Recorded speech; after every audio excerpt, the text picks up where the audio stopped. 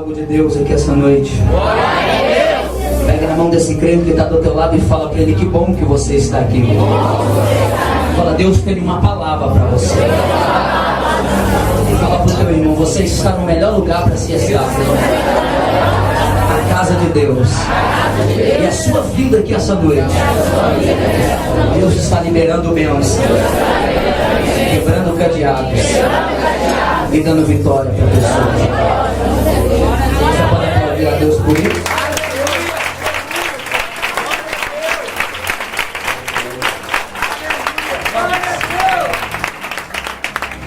De muita alegria nós estamos aqui essa noite. Pode se assentar. Eu glorifico muito a Deus pela vida do pastor Wagner. O pastor Wagner é um amigo. É igual ele disse, né? É difícil você chamar pessoas de amigo, na verdade. Mas eu tenho a convicção e a certeza que ele é o meu amigo. Eu olho para esse ministério, eu vejo 2 anos, assim como a Valquíria, ela falou que cantou ano passado, eu preguei no mesmo dia que ela cantou também. E foi bênção, eu fico feliz por essa oportunidade que Deus está nos concedendo. Agradeço a cada irmão.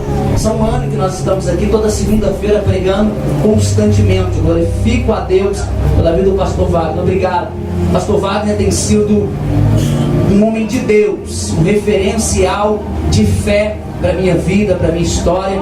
Eu acredito que Deus separou ele para mudar a história de portas abertas, tá bem? Pega na mão do teu irmão e fala para ele: Ebenezer, até aqui nos ajudou o Senhor. Os invejosos vai ficar com mais inveja. Os tribulados vai ficar mais atribulados.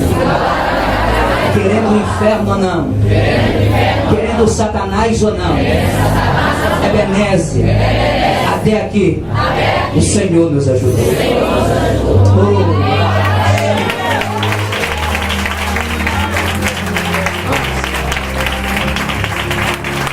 Fala para o teu irmão: Deus está aqui. De uma maneira poderosa. Eu vi o pastor Cláudio pregar aqui no sábado. Eu tô até com vergonha, viu, irmão? Meu Deus, que palavra forte. Eu fiquei a tarde toda vendo, tá chique, tá no YouTube o pastor Cláudio. Olha, você vê. Eu fiquei a tarde toda vendo a mensagem dele no YouTube forte. Deus abençoe. Eu agradeço a Deus por cada pregador. Começou com o Alexander e hoje comigo, pastor Felipe, né, pastor Cláudio. E hoje eu sou o menor desses pregadores. Não sou o pregador que vocês merecem, mas eu glorifico a Deus pela oportunidade. Abra sua Bíblia comigo no livro de Lucas. É uma palavra simples, mas uma palavra a qual Deus colocou no meu coração, amém? Cadê o Richard? Cadê o Richard, amém? Vem cá, Richard, eu quero apresentar porque você tem sido bênção no meu ministério, amém? Vem cá. Lucas capítulo 15.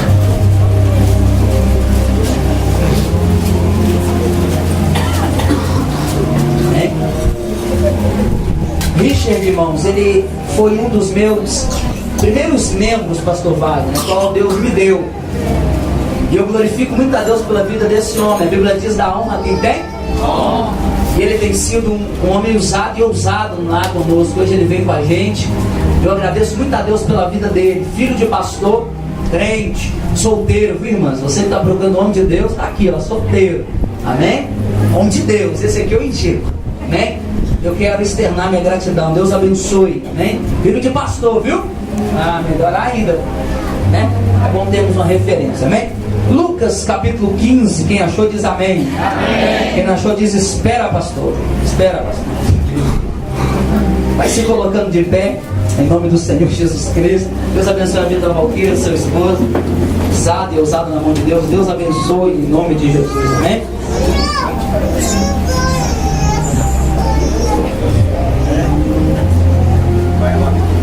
Acharam? Glória a Deus. Lucas 15, versículo 11. Pequenino, levanta sua mão, filho. Levanta sua mão.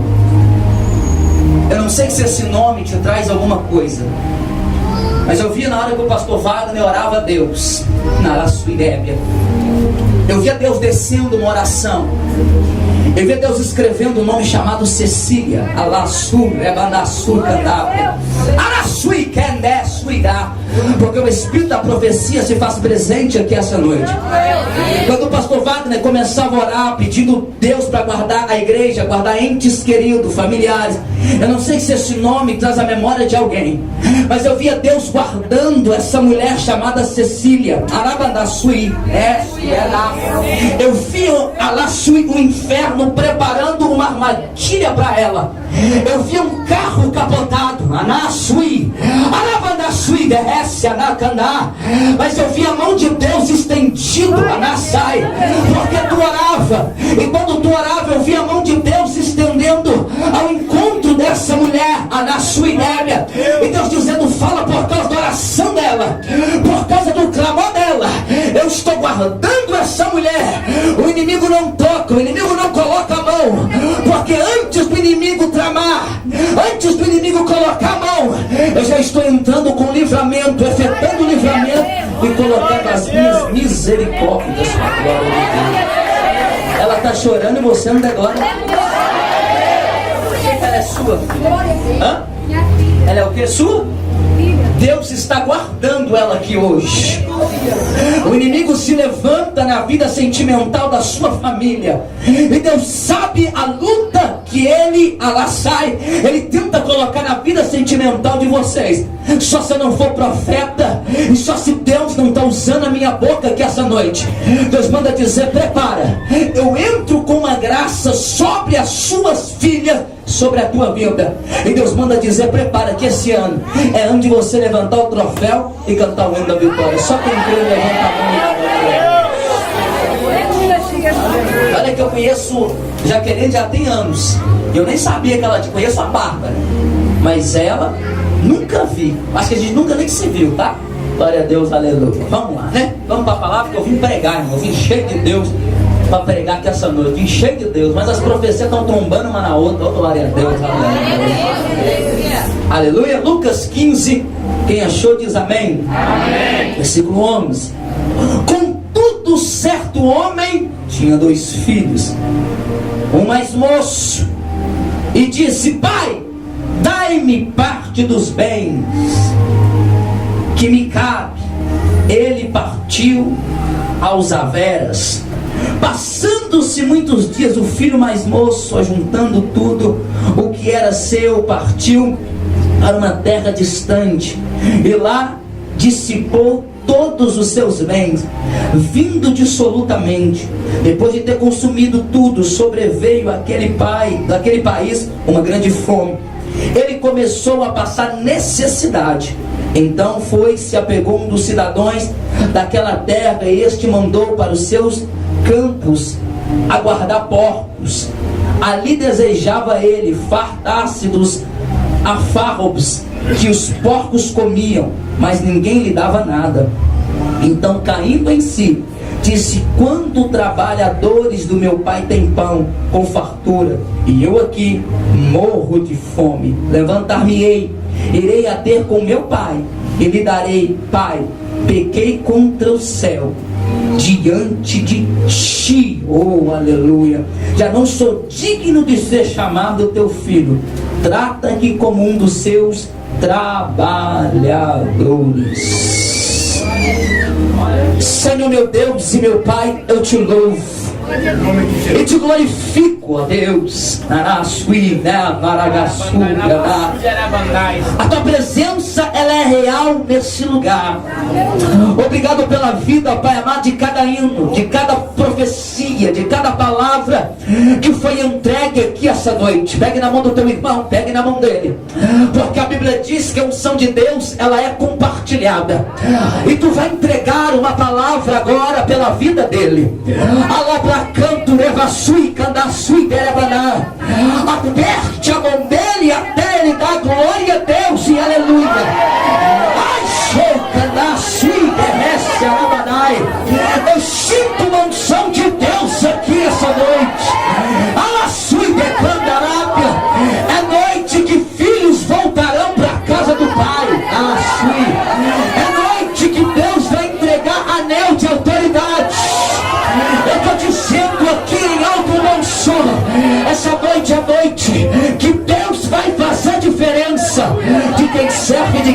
serve a Ele. Deus, eu te glorifico e te exalto. Eu te faço um pedido aqui essa noite. Renova, renova, renova, renova, renova, renova. Arabacantura, banduca, dança. Arabadoci, candoci, candarabanai. Agora, agora, agora, agora, agora. Quem tem glória dá glória. Quem tem aleluia dá aleluia. Faz alguma coisa para adorar.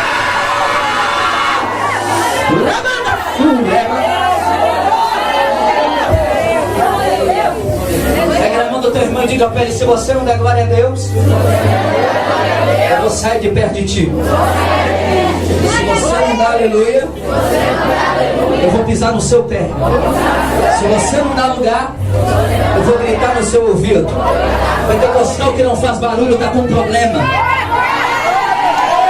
Mas eu conheço um Jesus que tirou essa noite só para solucionar o seu problema.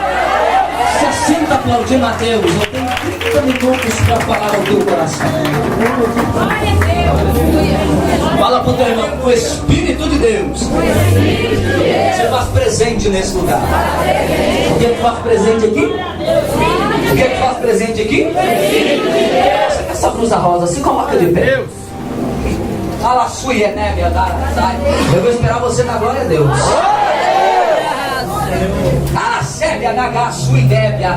Deus, essa noite marca a tua história. Eu não te conheço, eu nunca te vi, mas eu vi uma letra D que descia na Suicandábia, Arábia, eu vi uma letra lá, Suicandá, Surebanácia. Eu vi a Deus dizendo: fala para ela que essa noite eu marquei a vinda dela aqui essa noite. Eu estou guardando a vida sentimental dela. Eu estou guardando o laço que o inimigo tem preparado contra a vida sentimental dela. Ela entrou aqui nessa noite clamando a Deus, Anácia, para que esse ano não venha a ser parecido com os anos que se passou. Só que eu vi Deus escrevendo Brenda, Anácia, e eu vi Deus dizendo: fala para ela que você passou em 2012, fala para ela que você passou em 2013, se fosse olhar o que se passou no ano passado, se fosse olhar o que passou no ano de 2012, eu estou dizendo que essa noite, que as falsas amizades vão sair de perto de ti. Eu estou dizendo que a Alabandá, Suidé, Candarabandá, Alavassui, Candaessé, eu estou dizendo que ninguém da tua família vai se perder, porque Deus está levantando você como uma obreira aprovada nesse lugar. Eu nunca te vi, não te conheço, filha. É a primeira vez que eu vejo ti, mas eu estou dizendo que Deus está colocando você nesse lugar para você gerar raiz, para você gerar raiz. Eu estou dizendo que tu não vai ser mais como um fogo ou uma palha que bate um vento e a palha não cria raiz. Satanás vai ter que saber que você tem estrutura nesse lugar. Eu estou dizendo que Deus está colocando em você uma estrutura. O vento pode bater, não vai levar. Eles podem bater, mas você vai dizer: pode bater, porque agora eu tenho estrutura. Pode bater, porque agora eu não vou sair por causa da fofoca. Pode bater, porque agora eu não afasto por nada. Eu estou dizendo: esse ano também é o ano da tua vitória. Dá para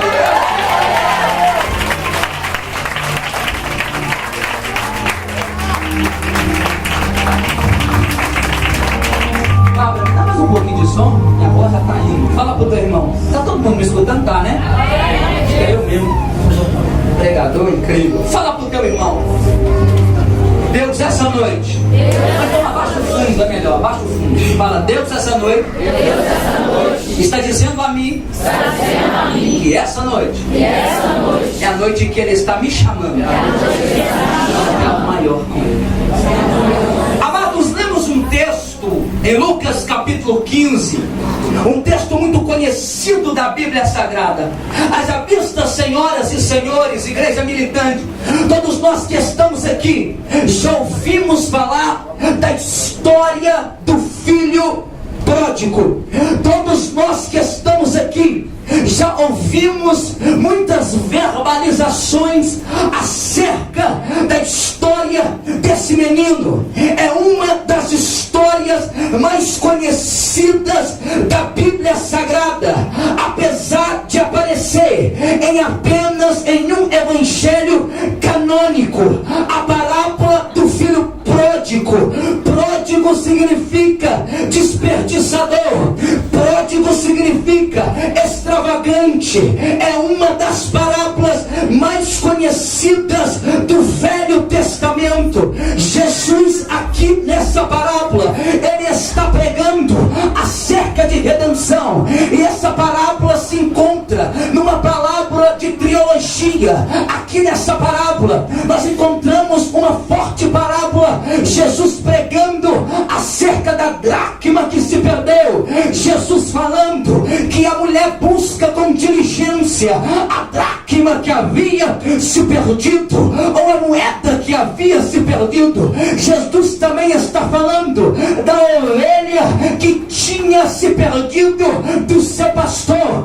Jesus também está falando do filho pródigo. Quando Jesus está pregando essa parábola, tem 6.000 pessoas ouvindo esta parábola. Haja vista que todo mundo está interessado em ouvir as palavras de Jesus. As parábolas eram pequenas histórias a qual Jesus usava para a reflexão do seu reino. Nessa parábola, Jesus começa essa parábola dizendo: em uma casa havia um pai. Esse pai tinha 2 filhos, um mais velho e um mais novo. Fala para o teu irmão: um mais velho e um mais novo. E vemos Jesus falando através dessa parábola que os 2 filhos, pastor Reiter, tinha uma vida tranquila, tinha uma vida abençoada. Aquele homem tinha uma fazenda, e além da fazenda, aquele homem tinha muitas posses. Era uma vida tranquila, e aquele homem amava os seus 2 filhos de tal maneira. Aquele homem tinha amor pelos seus filhos de tal maneira. Não era como na casa de Jacó. Na casa de Jacó, vemos o patriarca Jacó amar mais a José do que todos os seus 11 filhos. Não, nessa casa aqui, ele amava os 2 filhos. Os 2 filhos, haja vista que era filho do mesmo pai e também era filho da mesma mãe. Haja vista que o texto não fala da mãe, só fala que tinha um pai, e o pai amava os 2 filhos. Haja vista que os 2 eram filhos do mesmo pai e da mesma mãe. Diferente da casa de Jefité. Jefité era filho de Gileade, só que Jefité era fruto de um relacionamento extraconjugal. É por isso que quando o pai de Jefité morre, os seus irmãos querem colocar ele para correr. Por quê? Porque Jefité era fruto de um relacionamento extraconjugal. Eles foram criados juntos, nunca saíram dali, mas eles eram completamente diferentes. Como assim, pastor? Os 2 foram criados juntos, com o mesmo amor, com os mesmos ensinamentos, só que o temperamento dos 2 e o comportamento dos 2 era totalmente diferente. Um trabalhava para o bem do seu pai, um trabalhava, que era o mais velho, para o bem da sua família. O prazer do mais velho é ver os bens da família crescendo. O prazer do mais velho é ver o seu pai alegre, é ver a sua casa prosperando, é ver o seu pai assentado na mesa, o seu irmão mais novo assentado na mesa, ele assentado na mesa e ver os seus bens crescendo, os seus bens prosperando. Mas em contrapartida, nós olhamos o mais novo. O mais novo trabalhava para a sua alta satisfação. O mais novo trabalhava para si próprio. Um certo dia, dentro de casa, esse mais novo está infeliz. Esse mais novo, ele não está feliz por estar ali naquele lugar. O mais novo imagina ele fora daquele lugar. O mais novo se imagina longe daquele lugar. E ele coloca no coração: vou pedir o meu pai que me dá tudo que é meu por direito. Eu quero tudo que é meu por direito, e eu quero sair daqui. Fala para o teu irmão: o mais novo, ele quer pedir uma herança. Ele tem uma atitude egoísta. Como assim, pastor? Ele chega, pastor Reiter, para perto do seu pai. Um dia ele chega para perto do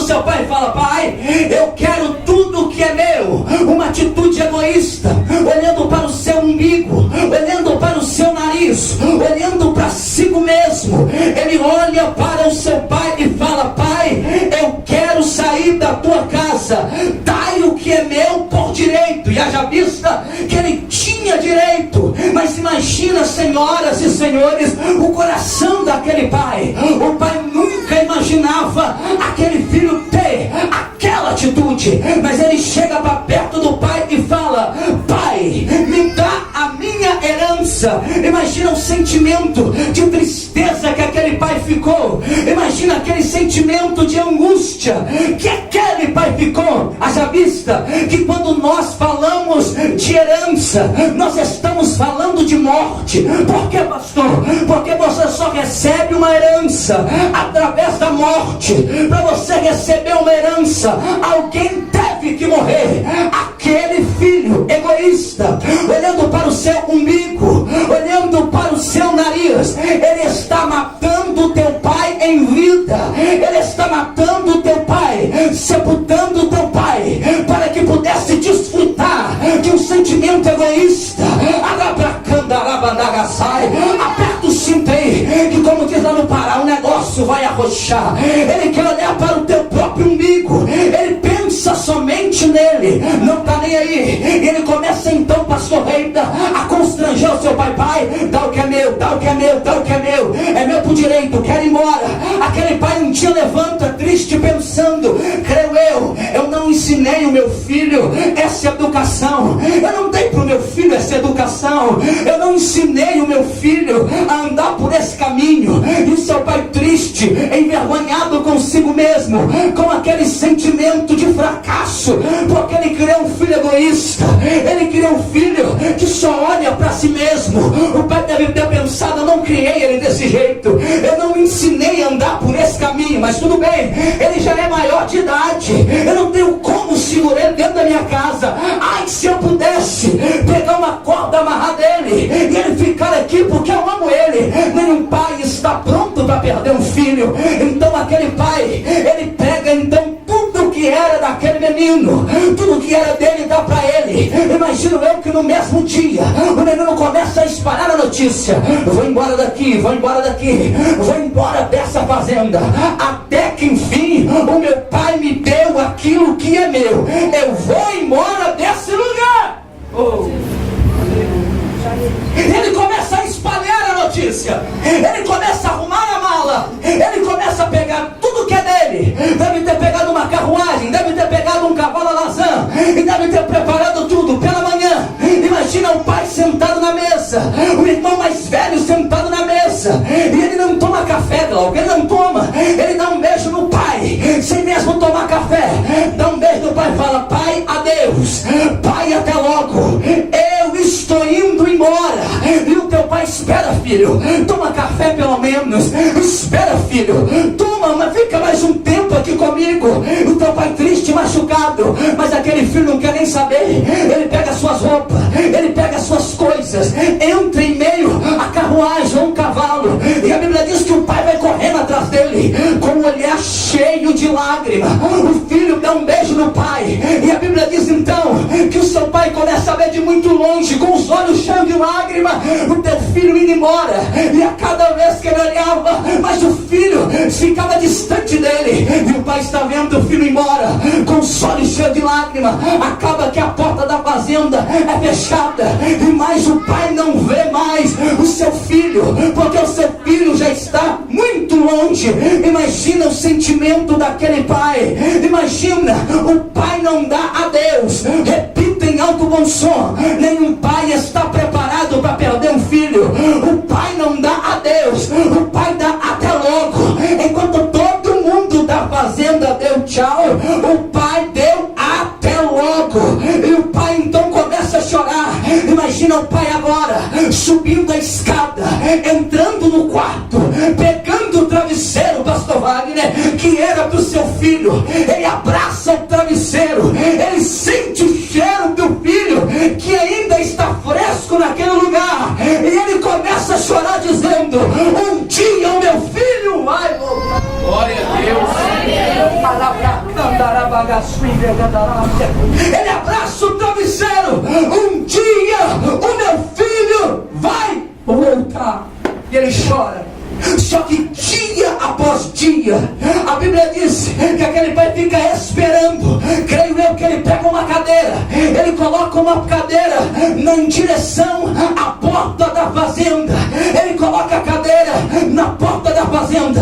Todos os dias, dias após dia, o pai sentava naquela porta e o pai olhava de muito longe e com os olhos cheios de lágrima, ele dizia: um dia o meu filho vai passar por ali, um dia eu vou ver o meu filho passando pelas portas de novo. Só que os dias vão passando, as semanas vão passando, os meses vão passando e o seu filho não dá notícia. O seu pai está esperando uma notícia, o seu pai está esperando uma carta, o seu pai está esperando um telegrama, o teu pai está esperando, contextualizando a mensagem, esperando uma ligação, esperando um SMS, esperando um torpedo, esperando uma foto no WhatsApp, para pelo menos ver como o filho está. Só que nada disso acontece. Os dias vão passando e nada do filho voltar. Ele limpa as lágrimas, ele pega uma toalha, ele limpa as lágrimas, ele senta ali, e a mesma história todo dia, o coração machucado, o coração aquebrantado. Só que ele não perde a esperança.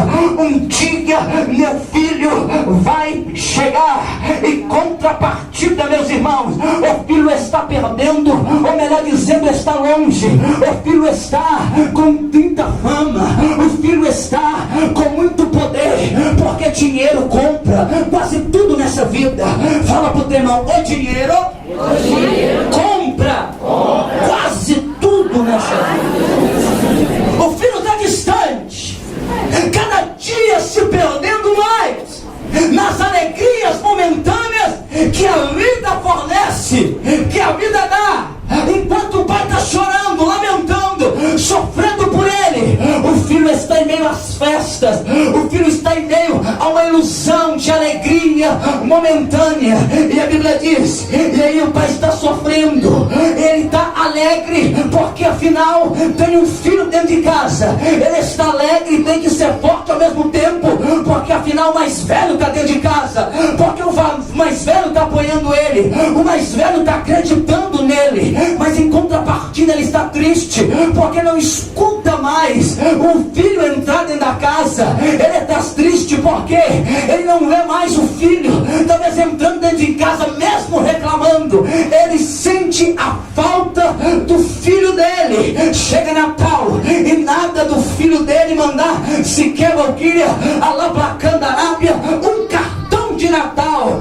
Vem Ano Novo e nada do filho mandar sequer uma foto para mostrar como ele está. Vem o Dia dos Pais e ele espera no começo do dia o filho mandar pelo menos um SMS dizendo: bom dia, meu pai, feliz Dia dos Pais. O Dia dos Pais acaba e nada do filho manda sequer uma notícia. Vem o aniversário do pai e o pai deve pensar: pelo menos hoje, no meu aniversário, ele vai escrever uma carta para mim, ele vai mandar pelo menos a Labracanda, um torpedo para mim, ele vai mandar pelo menos uma carta, ou ele vai vir aqui pelo menos para me dar um abraço de feliz Dia dos Pais ou de feliz aniversário. Só que nada disso acontece. Ei, olha para mim em nome de Jesus. Talvez alguém olhou para ele e disse: olha rapaz, desista, olha rapaz, ele não vai voltar mais. Meu patrão, eu te amo muito, olha meu pai, eu te amo muito, mas ele não vai voltar mais, nunca mais você verá ele. Esquece ele, esquece, ele é um vagabundo, meu pai ele não presta, ele deixou o senhor. Enquanto o senhor sofre, ele não está nem aí para o senhor. Ei, o pai calado, assentado naquela cadeira, talvez uma cadeira de balanço, balançando para um lado, balançando para o outro, sentado. O pai deve se levantar, calado, não fala nada para ninguém. Ele deve ir até o quarto, ele deve pegar o travesseiro com os olhos cheios de lágrima, ele deve abraçar o travesseiro, ele deve sentir o cheiro do filho que ainda não foi embora do travesseiro, ele deve deitar na cama, ele deve chorar, a sua alma deve estar quebrada, despedaçada, mas ele tem uma palavra pastor Wagner, um dia o meu filho vai voltar. Glória a Deus. Um dia o meu filho estará perto de mim. Um dia o meu filho vai voltar para minha casa. Um dia eu vou ver o meu filho sentado no mesmo lugar. Enquanto isso, o filho está gastando tudo o que era dele. Enquanto isso, o filho está assentado. Enquanto isso, o filho está sentado numa mesa farta. E no meio da mesa farta, todo dia tem um amigo para tocar nas costas dele, Alisson, e dizer: olha, tu é bom.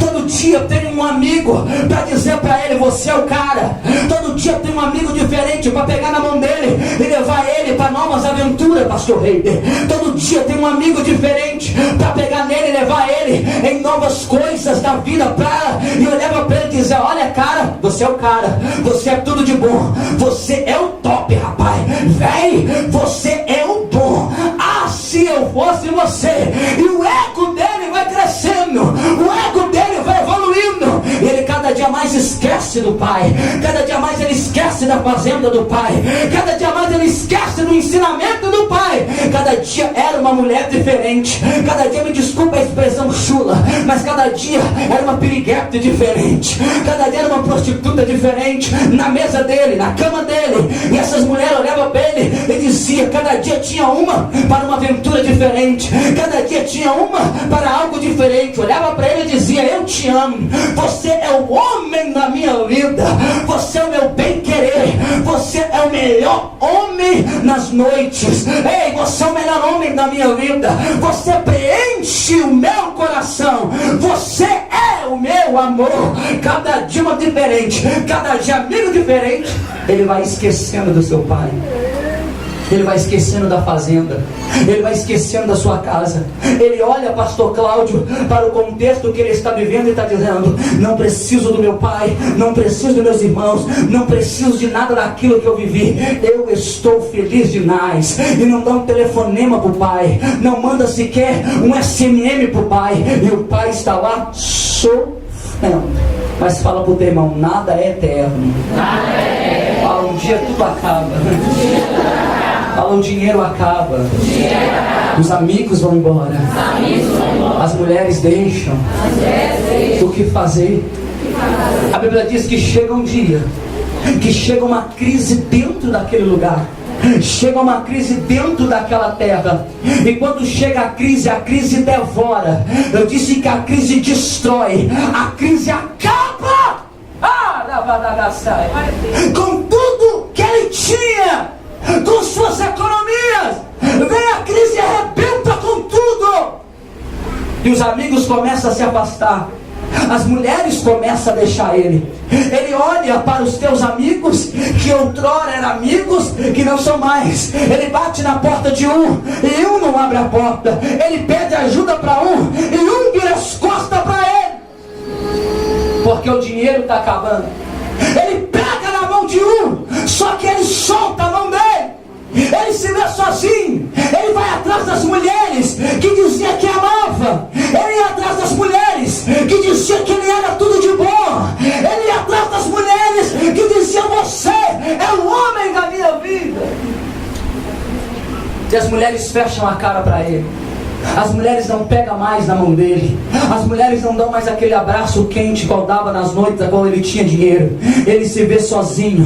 Segundo o historiador, aquele menino começa a vender as suas roupas, ele começa a vender os seus bens, ele começa a vender o pouco que ele tinha. Só que quando ele olha, não tinha mais roupa para vender, não tinha mais anel no dedo para vender, não tinha mais peça para vender. Ele olha para si e fala: e agora? Eu preciso comer, eu preciso me alimentar, só que eu não tenho mais nada. Fala para o teu irmão: ele não tem mais nada. Fala: ele não tem mais nada. Fala: ele não tem mais nada. Não tem amigo, não tem colega, todo mundo abandonou. Só que Satanás sabe trabalhar. A Bíblia diz que chega um homem perto dele e fala: ei, está precisando de um trabalhador. Ele fala: um trabalhador? É um trabalhador aonde? Numa fazenda aqui perto. Qual é o serviço? Eu não sei, vai lá. Quando ele chega lá, a Bíblia diz que dentro da fazenda. Ele diz que lá dentro da fazenda o trabalho seria de cuidar de porcos. Não havia outro trabalho. O trabalho era cuidar de porcos. Ele aceita por livre e espontânea pressão. Por quê? Porque ele não tinha mais nada. Ele não tinha roupa, ele não tinha anel, ele não tinha prata, ele não tinha mais nada para vender. E por livre e espontânea pressão ele aceita. Quando ele aceita, a Bíblia diz que ele começa a trabalhar com os porcos. Sabe qual era o salário dele?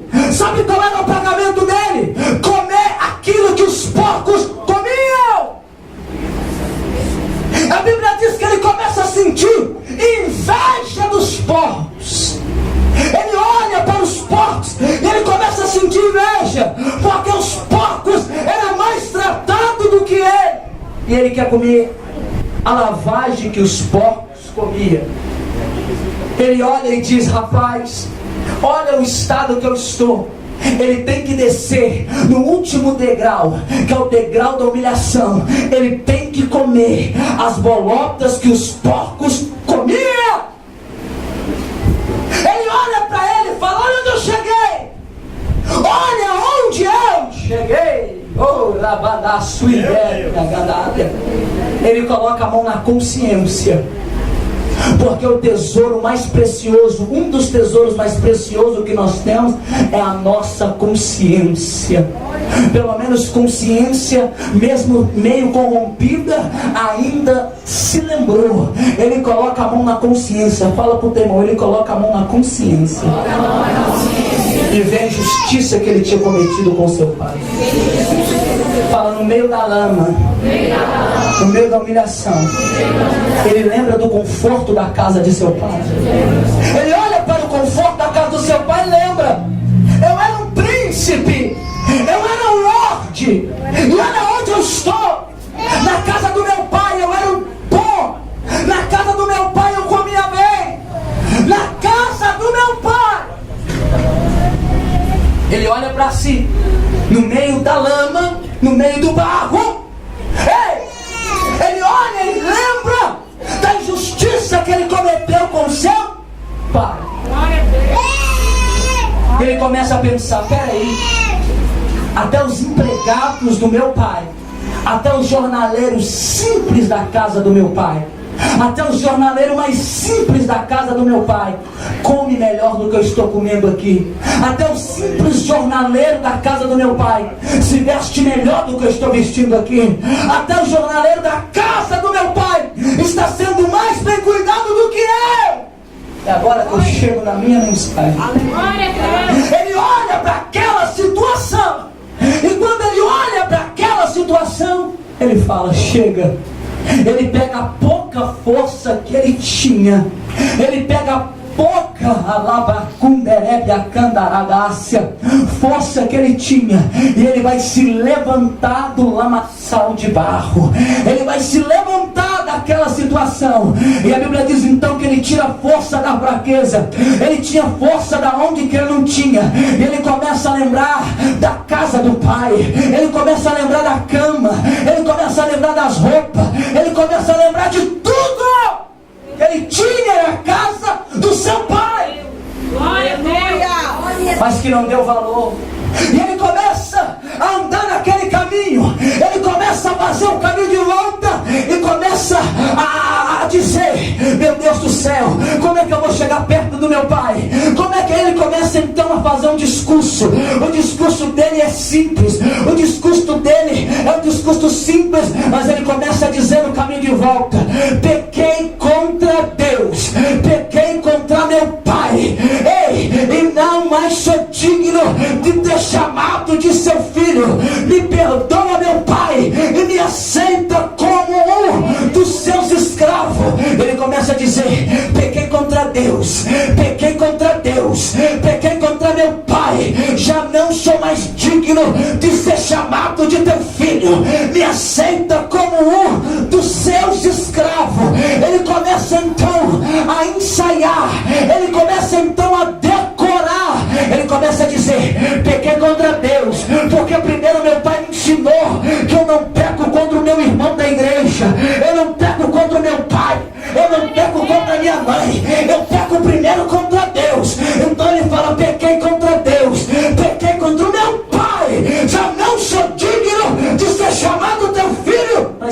aceite como um dos seus escravos. Pegue na mão do teu irmão e fala: prepara, chegou no filé mignon. A Bíblia diz que ele chega na porta da fazenda do seu pai. Ele chega aonde? Na porta da fazenda.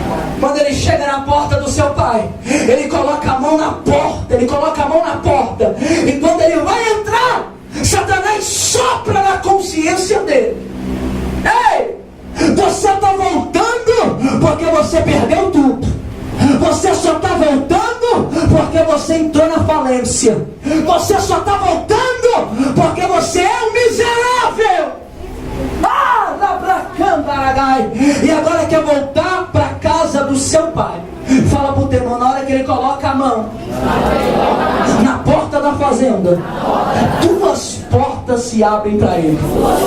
Fala: a primeira porta é a porta da humilhação, mas leva para o caminho da honra.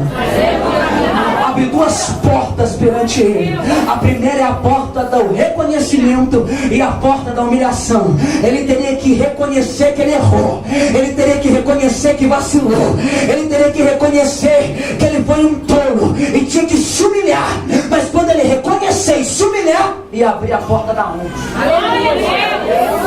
Mas ele poderia continuar no caminho da soberba, ou entrar na porta da soberba, que é a porta da mediocridade, a porta dos medíocres. Como assim, pastor? Eu vou falar, porque eu sou profeta dentro da igreja assim de gente medíocre.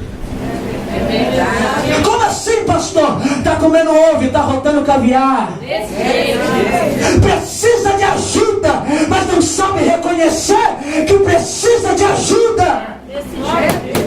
Ele precisa de oração, mas não sabe ter humildade de chegar perto e dizer: ora por mim, porque a minha posição não deixa. Ei, a unção não deixa. Eu sei, irmão, desce. Glória a Deus. Pessoas que precisam, mas que continuam andando no caminho da mediocridade. Só que aquele menino, ele olha para ele e diz: não, eu não posso mais andar no caminho da mediocridade. A Bíblia diz que ele abre a porta. Quando ele abre a porta, ele está reconhecendo o que ele era, o que ele fez. Quando ele entra dentro da porta, quem é que está lá sentado? O seu velhinho. O velhinho que está lá. Pastor Brenda, me empresta a sua cadeira, pastor. Glória a Deus. O velhinho está lá sentado. Senta aqui, pastor. Senta aqui. Vem, senta aqui. Meu Deus, me acabou. Senta. Porque ele é mais velho que nós. Olhe pra cá. Quando ele entra, quando eu disse que ele o quê? Quem está lá sentado? O velhinho. Hã? O velhinho? O velhinho está lá sentado. O velhinho que sempre acreditou que um dia ele iria voltar. O velhinho que acreditava que sempre ele iria voltar. E quando o velhinho está sentado lá, cadeira, ele olha para o menino. Só que o menino está entrando mal vestido, fedendo, maltrapilho, como se fosse um mendigo. Ele se levanta. Glória a Deus. Ele levanta e diz: ei, pastor Wagner, fica ali pra mim. Se você não negócio depois dessa, eu vou te pegar. José,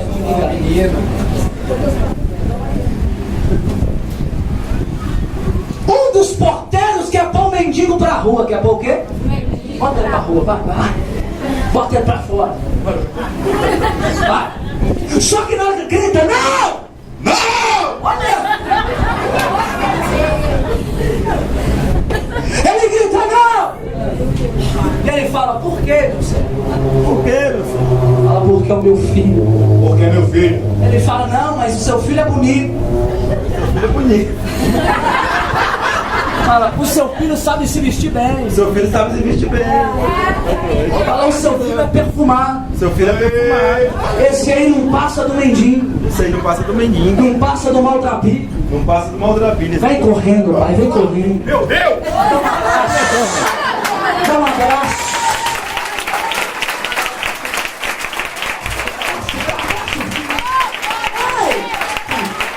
Na hora que o pai abraça o filho, ele fala, não, eu sei quem é meu filho. Ele pode estar mal acabado, maltrapilho, mal vestido, mas o pai conhece o filho que ama.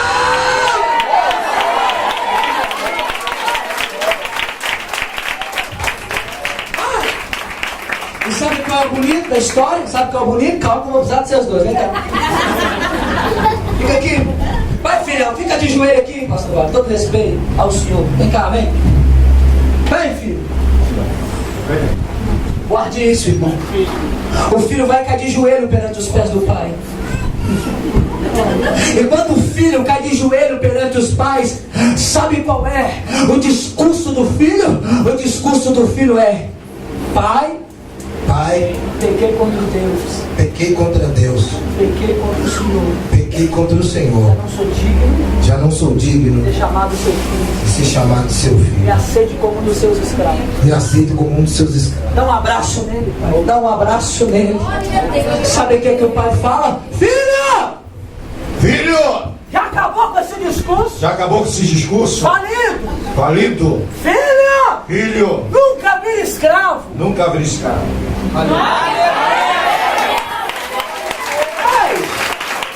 Abraça ele, levanta ele.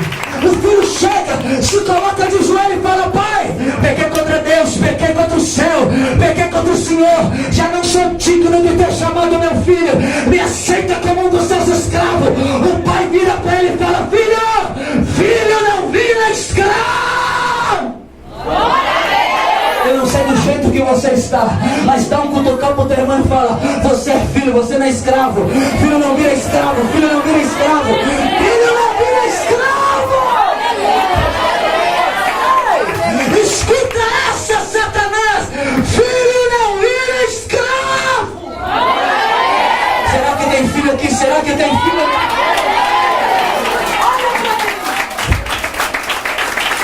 O pai vai lá e fala: busque pra mim roupas limpas, busque pra mim roupa limpa. Essa noite é a noite que Deus vai dar vestes limpas para filhos pródigos aqui. Essa noite é a noite que Deus vai dar roupas limpas. O pai vai busca roupa limpa, coloca roupa limpa nele, e para melhorar, traz o anel de volta. Pai, eu vendi o anel, você não. Eu nunca deixei você sair com o anel, eu nunca deixei você sair. Eu troquei o anel, filho. Vai buscar o anel e coloca o anel nele. Está dizendo: toma, porque anel significa autoridade. Deus essa noite está dando vestes novas e autoridade, autoridade, autoridade, autoridade, autoridade, autoridade, autoridade. Enquanto eu sou da glória a Deus, eu não vou sair da autoridade. Autoridade.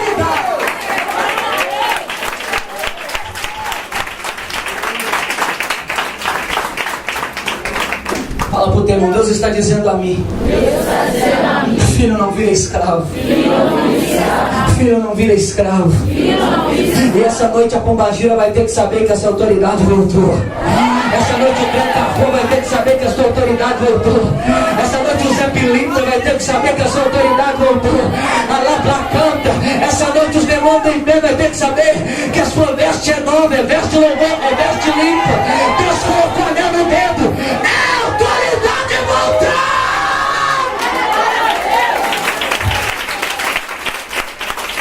Fala pro meu irmão: a minha autoridade está voltando, está voltando.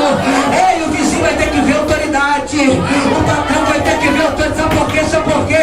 Deus está dizendo a mim: tem filhos voltando para a casa do pai. Deus vai devolver anel. Eu estou terminando, mais 5 minutos. Deus sabe trabalhar ao nosso respeito. Deus essa noite está dizendo a você nesse aniversário de 2 anos. Talvez nesses 2 anos você se perdeu.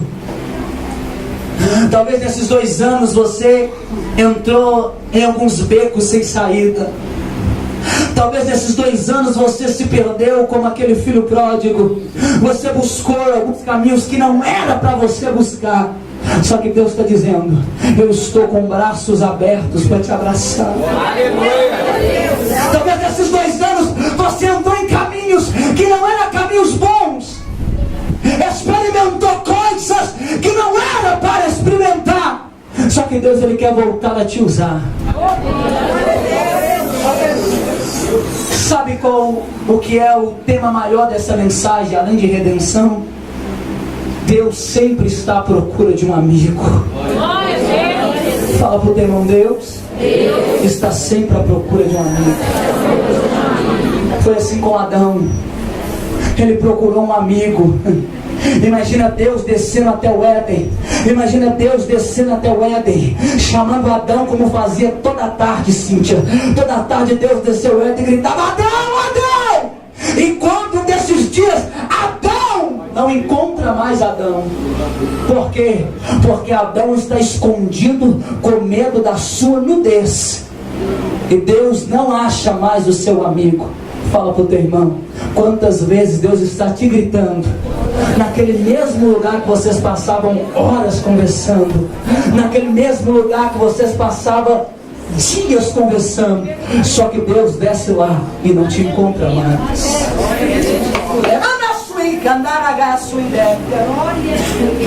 Hoje dentro das igrejas nós pregamos um evangelho hollywoodiano. Aceita Jesus hoje e você vai receber uma TV de 50, um carro de 80 milhões. Ei, aceita Jesus hoje, que amanhã você vai ver no ar. Não é assim, irmão. A única coisa que Deus quer de você é a sua amizade.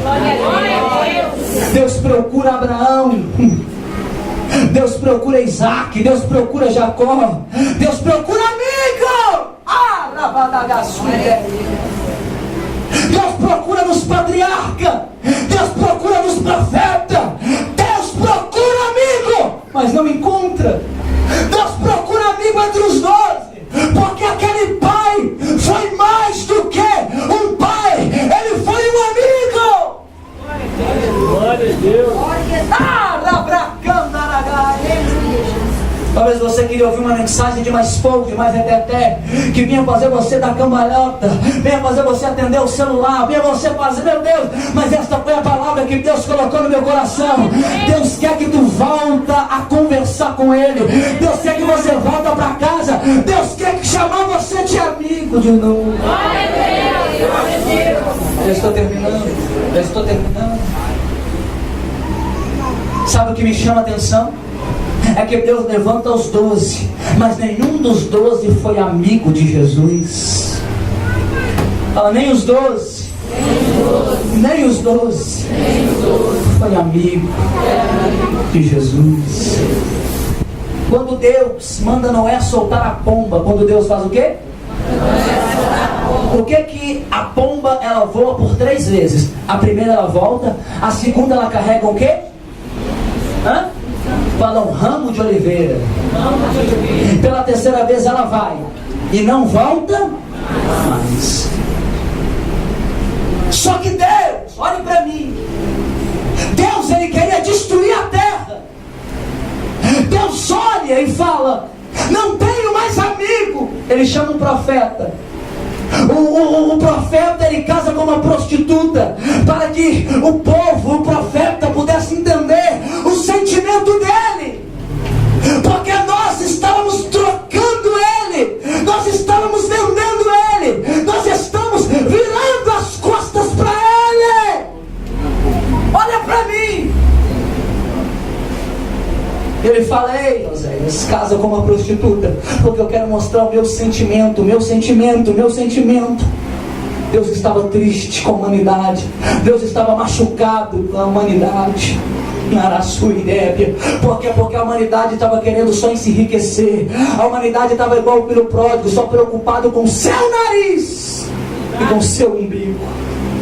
Eu vou falar porque eu sou profeta, eu não estou nem aí se eu não pregar mais, viu, pastor Wagner? Você é meu amigo, mas eu vou falar porque eu estou em casa, eu tenho liberdade. Tem muita gente que entra na igreja preocupado só com o nariz.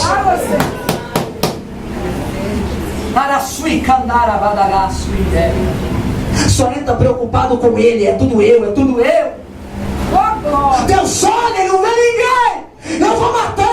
Aí Jesus pega na mão dele e fala: Pai, deixa eu descer lá, deixa eu sair da glória, deixa eu sair de perto das unidades, eu vou descer lá, deixa eu tentar entender esse povo, deixa eu tentar entender.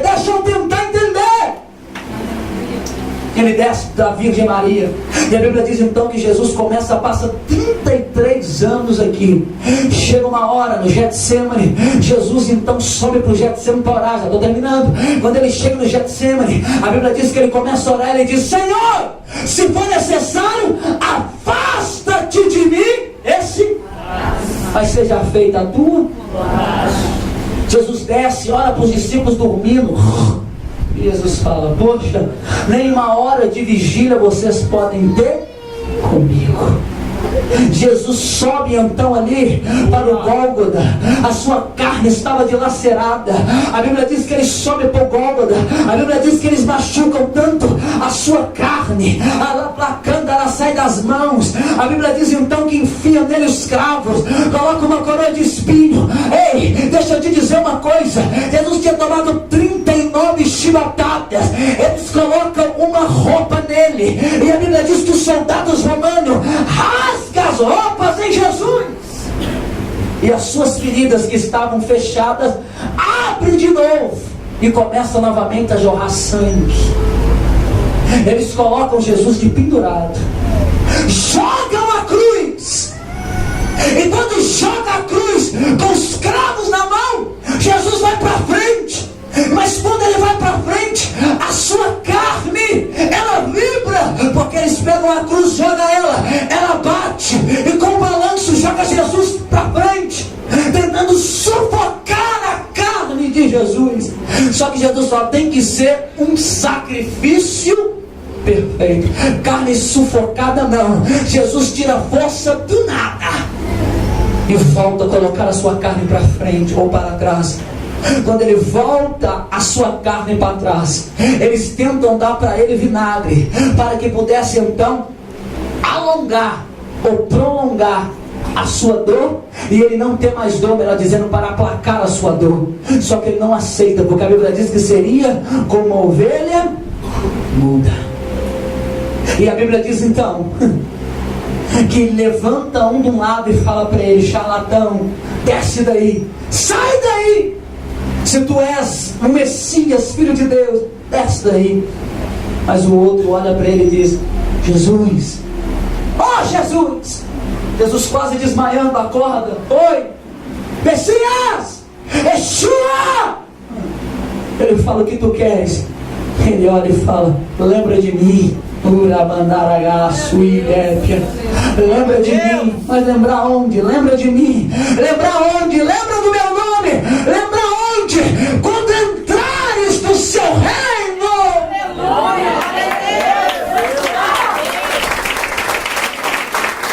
Jesus olha para si, e Jesus deve ter pensado: valeu a pena, Pai.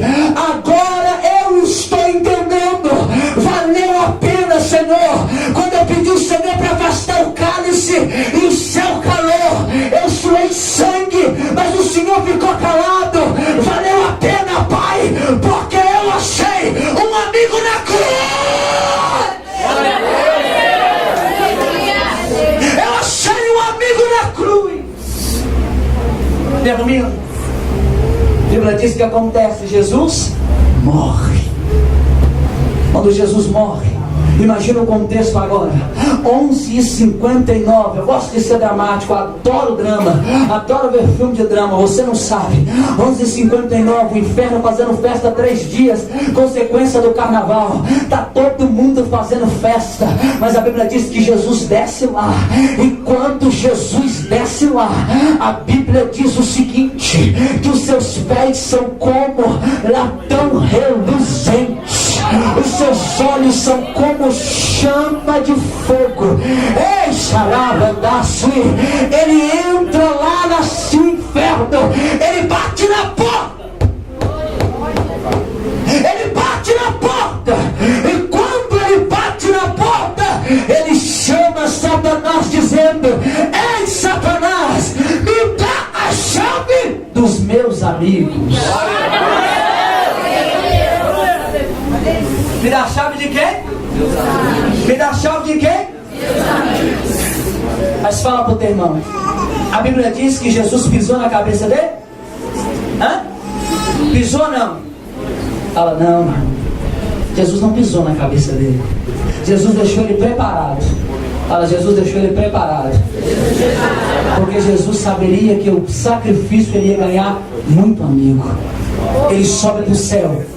O pai deve ter olhado: ei, que bom, Taragaço e Répia, que bom que tu voltou, meu filho.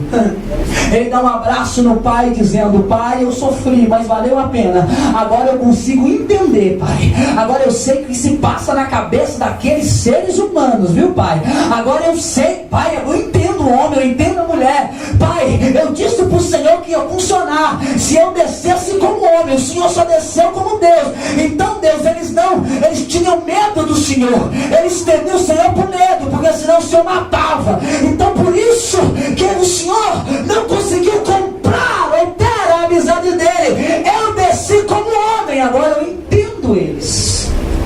Oh, glória, aleluia. Eu sei o que passa na cabeça do Tiago. Eu sei o que passa na cabeça do Wagner. Eu sei o que passa na cabeça do Cláudio. Eu sei o que passa, porque eu já vivi. Termino. E a Bíblia diz então, irmãos, que Jesus então pega na mão de Deus, e Deus deve ter pegado na mão de Jesus e falado: filho, você tinha a oportunidade de pisar na cabeça, por que o Senhor não fez? O que a Bíblia diz? Que o Deus da paz voltar, pegará na nossa e vai o quê? Pisar na cabeça da serpente. Se coloque de pé. Pastor Wagner, vem aqui para mim. Glória a Deus, glória a Deus.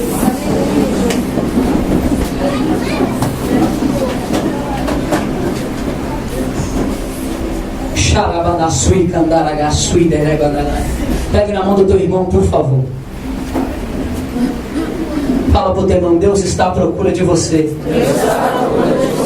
Deus está à procura de amigo. Deus está à procura de quem? Deus está à procura de quem? Fala pro teu irmão: Deus está com saudade de você. Você não tem ideia como Deus está com saudade de você. Fala, Ele quer te devolver o anel. Colocar novamente a roupa que foi tomada de você.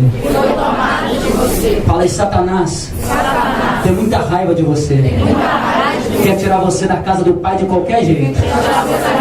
Quer iludir você de qualquer jeito. Sabe por quê? Porque ele sabe que na tua vida tem uma promessa. Que na tua vida tem uma. Que na tua vida tem uma promessa. A Bíblia diz o seguinte: que o Deus da paz, que o Deus Todo-Poderoso, Ele vai esmagar a cabeça da serpente debaixo do meu e do seu. Então vamos lá. A Bíblia diz que o Deus da paz virá, pegará na nossa mão, na nossa mão. Levanta a mão do teu irmão e fala para ele: prepara. Prepara o pezinho aí. Pode ser 34 ou pode ser 44, não tem importância. Prepara o pé, prepara. Fala: sabe por que Satanás te odeia?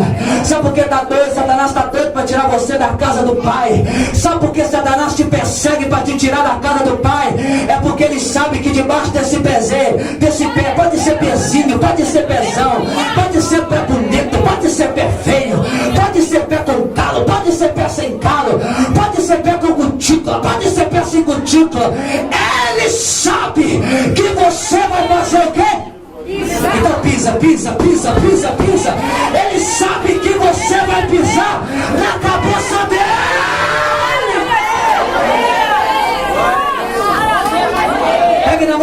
irmão, não solte a mão do teu irmão em nome do Senhor Jesus Cristo, porque eu vejo uma unção de Deus aqui essa noite. Deus quer te trazer de novo para a casa do Pai. Quando aquele pai pega na mão daquele filho, quando aquele pai olha para o filho e fala: filho, que bom que você voltou para a casa do Pai. O filho está pisando junto com teu pai na cabeça de Satanás.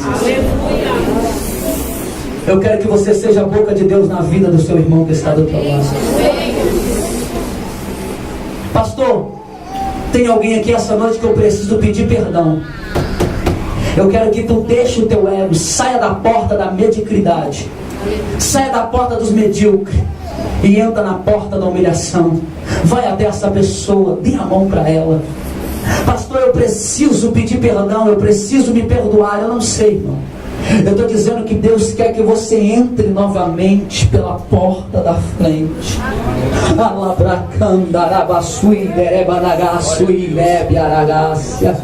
Eu sinto uma unção de Deus aqui essa noite de resgate. Deus quer resgatar a Badassuidébia. Talvez você entrou aqui, você queria ouvir uma palavra mais de profecia, um mistério a mais.